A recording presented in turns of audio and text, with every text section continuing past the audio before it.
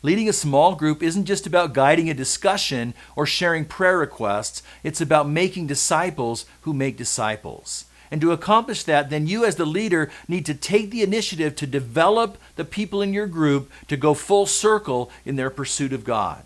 And in particular, there's 3 strategic ways that you want to develop people in your group. Number 1 is to develop people who care. Small groups are a great place to live out God's plan for caring relationships in His church. Take a look with me at Colossians chapter 3. Since God chose you to be the holy people He loves, you must clothe yourselves with tender-hearted mercy, kindness, humility, gentleness, and patience. Make allowance for each other's faults and forgive anyone who offends you. Remember, the Lord forgave you, so you must forgive others. Above all, clothe yourselves with love, which binds us all together in perfect harmony. And let the peace that comes from Christ rule in your hearts, for as members of one body you are called to live in peace. To create a group that cares about each other in the ways that we've just read here, that starts with you as the leader. You have to care about the people first. But then beyond that, your job is to equip other people as well to care. So you want to help coach them and encourage them to care about each other in all of these same ways. That's what it means to create a caring group. Now, the second way that you develop people in your group is that you develop disciples who can mentor others.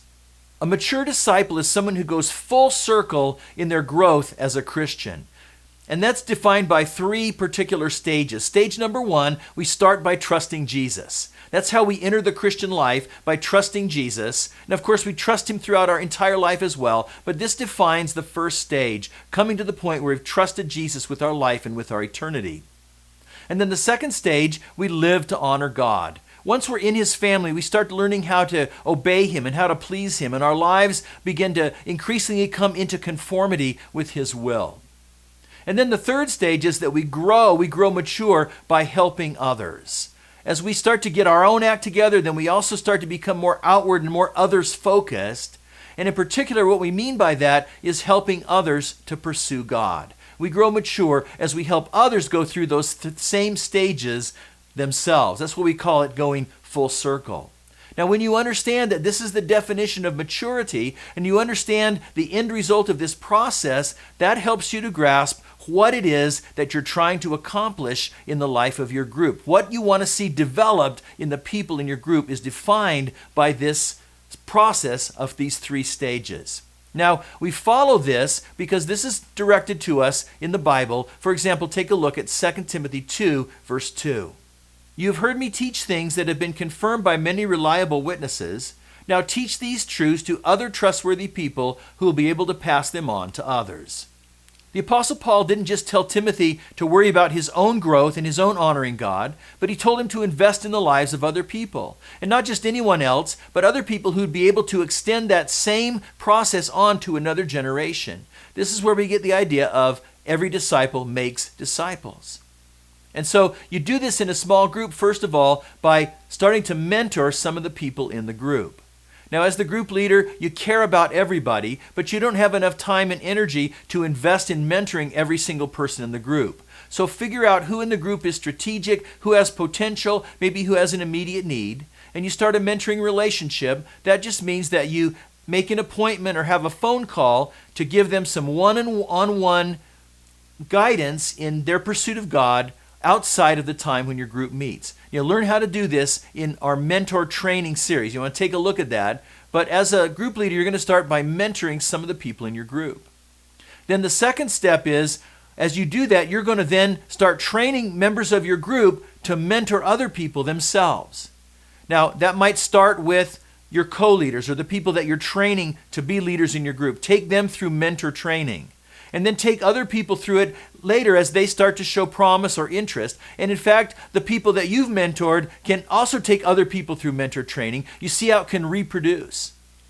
Now, what's going to happen is that as people in your group start to be mentored and start to mentor others, it's going to increase the vitality and the dynamic of your group, because people are going to start taking care of each other, and people are going to start having influence outside of the life of your group. That's going to help make your group stronger, healthier, and larger, ready to reproduce.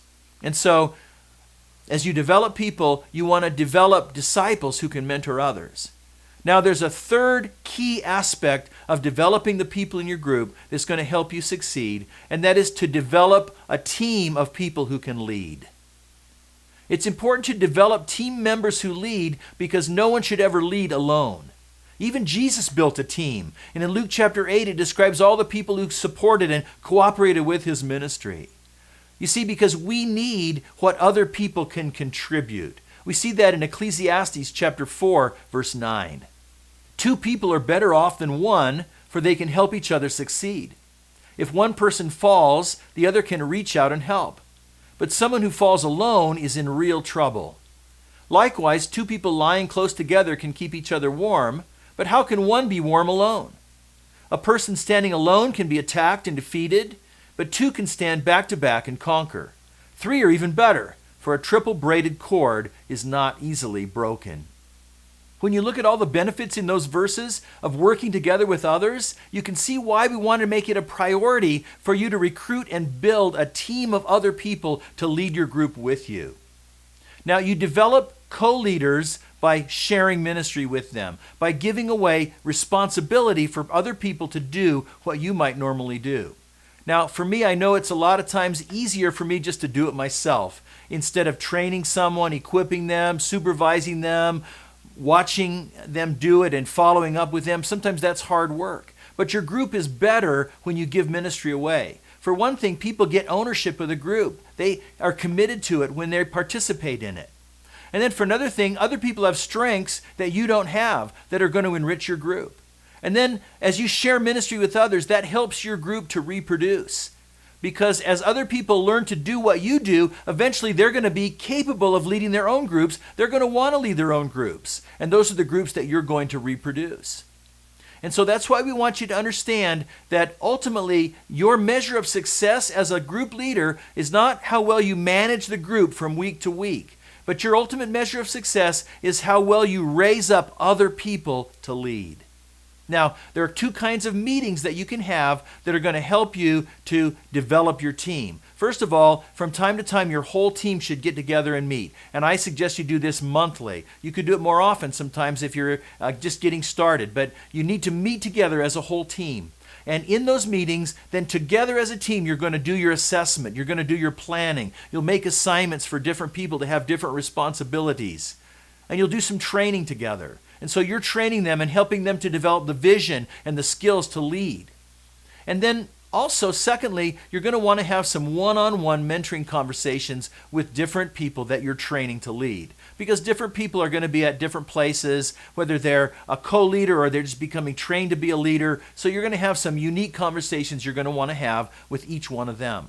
But whether it's as the team or whether it's individually, make sure that you take them through small group training, that you take them through mentor training here at Pursue God, and that you use the conversations and topics in the small group and in the leadership library here at Pursue God to lead them in discussions that are going to help them grow as leaders. Because remember, it's not just about holding a meeting. It's about making disciples who make disciples. And to do that, you have to be committed to developing the leaders in your group.